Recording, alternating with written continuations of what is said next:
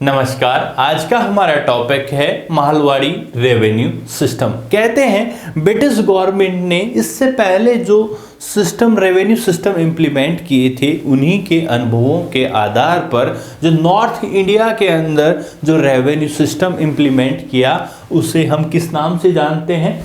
Mahalwari revenue system के नाम पर। आइए चलते हैं, इस पर विस्तार से चर्चा करते हैं और साथ ही साथ में जो हमारा स्पेशल जो की वर्ड्स हैं जिसमें 5W1H का सहारा लेते हुए हम इस टॉपिक को बहुत अच्छे से समझने का प्रयास करते हैं। तो सबसे पहले देखते हैं 5W में से व्हाट, तो ये क्या था इसको हम समझने के लिए यहाँ पर देखेंगे। तो देखते हैं व्हाट, तो it was a revenue system जिसे हम किस नाम से जानते थे? महलवाड़ी के नाम से जानते थे। सो देन तो व्हेन, कब ये लागू किया गया? क्या लागू किया गया? Mahalwari revenue system. तो यहां देखने को मिलेगा 1890 से लेकर 1822 के मध्य ये तैयार किया गया और इसी के मध्य लागू किया जाता है। सो हु, तो लागू किसके द्वारा किया गया?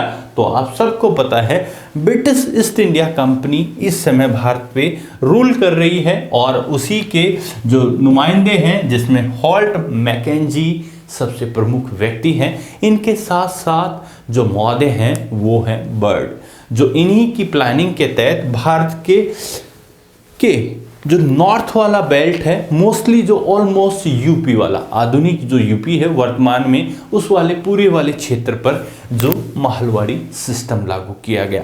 तो वेयर, कहाँ? Punjab, Agra, Awadh, part of the Orissa और एमपी। वाई, क्यों किया गया? For revenue collection. किसके लिए किया गया? Revenue collection. साथ ही साथ में हम यहाँ पर ये जान लेते हैं कि महल का मीनिंग क्या होता है, क्या होता है। सो यहां पर बच्चों हम देखेंगे कि महल का मतलब होता है ग्रुप ऑफ विलेज। क्या होता है? बहुत सारे गांवों का एक समूह इसमें यहां पर देखने को मिलेगा। इस सिस्टम के तहत आपने इससे पहले जो दो सिस्टम देखे थे जिसमें आपने क्या देखा था बच्चों? सो अब यहां पर देखते हैं।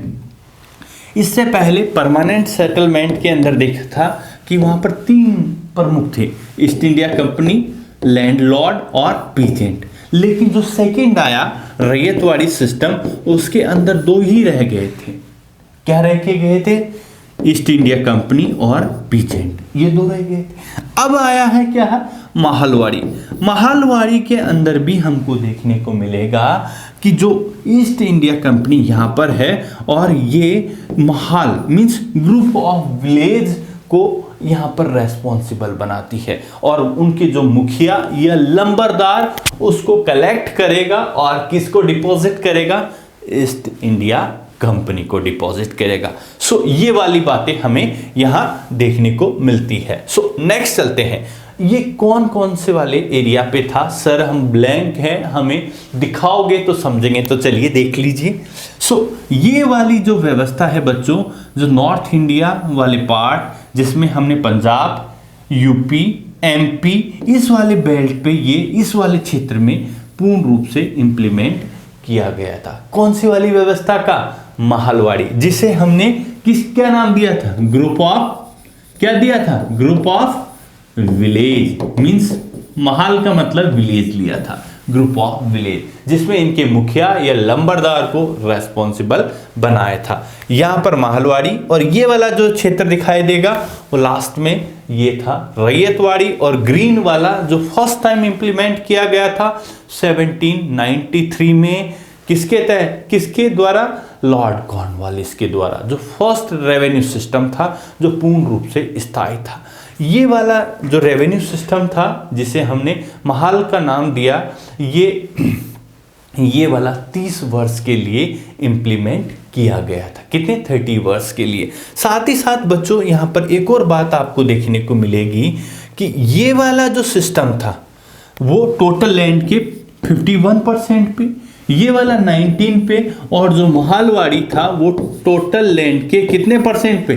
30% एरिया पर इंप्लीमेंट किया था।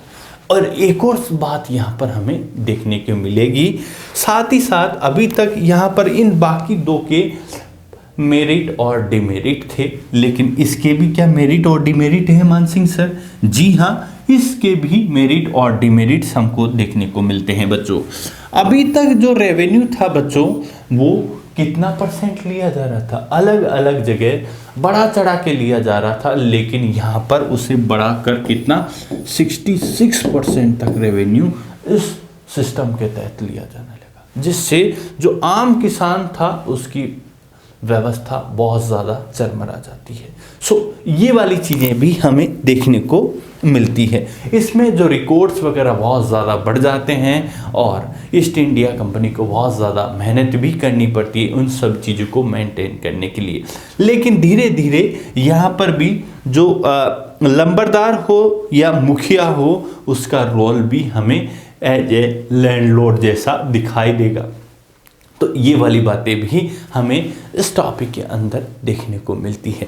लेकिन जो सर्वे की बात करें, सर्वेक्षण की बात करें, तो यहाँ पर जो बर्ड महोदय हैं उनका सबसे बड़ा योगदान रहा, जिसने जो एग्रीकल्चर में रेवेन्यू सिस्टम को सुधारने का बहुत बड़ा प्रयास किया नॉर्थ इंडिया के अंदर। इसलिए जो सुधारों के जनक के रूप में बर्ड महोदय को जाना जाता है।